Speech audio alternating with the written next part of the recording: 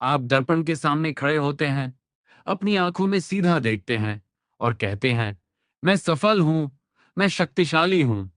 आपने किताबें पढ़ी हैं और पुष्टि वाक्य दोहराए हैं, फिर भी आपका रोज का अनुभव बिल्कुल वैसा ही बना रहता है।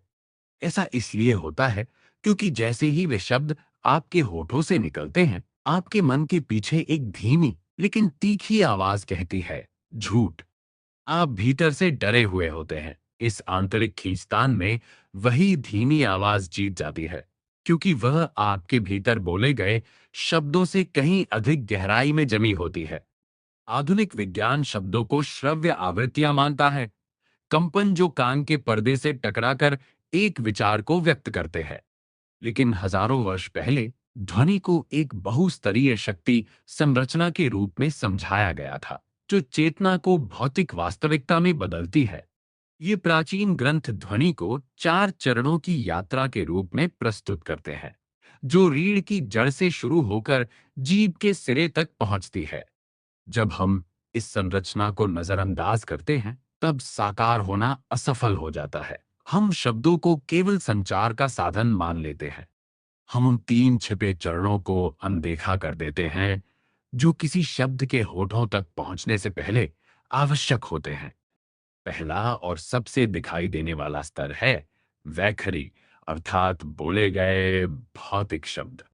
ये प्रक्रिया का वही हिस्सा है जिसे दुनिया सुन सकती है, लेकिन ये कारण नहीं, बल्कि परिणाम है। वैखरी को ऐसे समझिए जैसे पेड़ से गिरते सूखे पत्ते। आप उन्हें जमीन पर देखते हैं, लेकिन वे गहराई में जड़ों के भीतर चल रही लंबी प्रक्रिया का अंतिम परिणाम होते हैं। जब तक कोई विचार आपकी आवाज तक पहुंचता है, वह पूरे शरीर से होकर गुजर चुका होता है और अपनी अधिकांश ऊर्जा खर्च कर चुका होता है।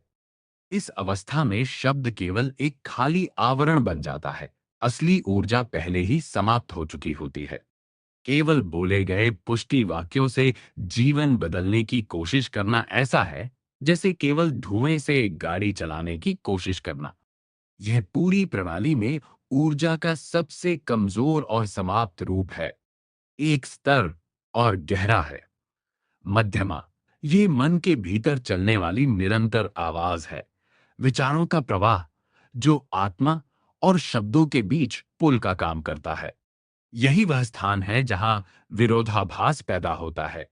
जहां आपका मुंह कहता है कि आप आत्मविश्वासी हैं, वहीं भीतर की आवाज लगातार डर, संदेह और असुरक्षा का प्रसारण करती रहती है।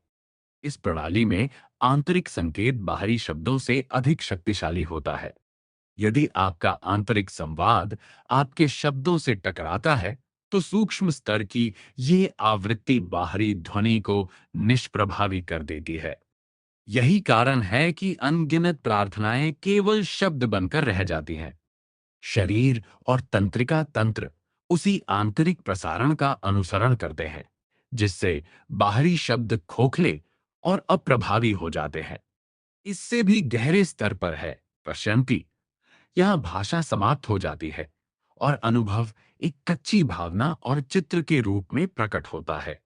जैसे सूर्यास्त को देखते समय एक क्षण ऐसा आता है जब आप उसे शब्द देने से पहले केवल अनुभव करते हैं। वही शब्दहीन अनुभव असली ब्लूप्रिंट होता है। यदि आपके अवचेतन में यह ब्लूप्रिंट कमी या असफलता का है, तो बाहरी शब्द उसे बदल नहीं सकते।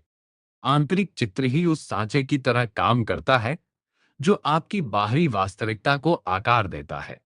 वास्तविकता उन्हीं गहरे भावनात्मक पैटर्न के अनुसार ढलती है, क्योंकि शब्द झूठे हो सकते हैं, लेकिन भीतर के चित्र आपकी वास्तविक स्थिति को दर्शाते हैं। सबसे गहरे स्तर पर है परा। ये मूल स्रोत है, अव्यक्त इच्छा, जो अस्तित्व को जन्म देती है। रीढ़ के आधार की शांति में यह स्थित होता है। जैसे भौतिकी में एक अदृश्य कण पूरे ब्रह्मांड को स्थिर रखता है, वैसे ही परा उस मौन शक्ति की तरह है जो सबको आधार देती है। यह शुद्ध संकल्प की गुरुत्वाकर्षण शक्ति है। जब कोई विचार यहां पहुंचता है, तब उसे वह घनत्व और शक्ति मिलती है जो वास्तविकता को प्रभावित कर सके।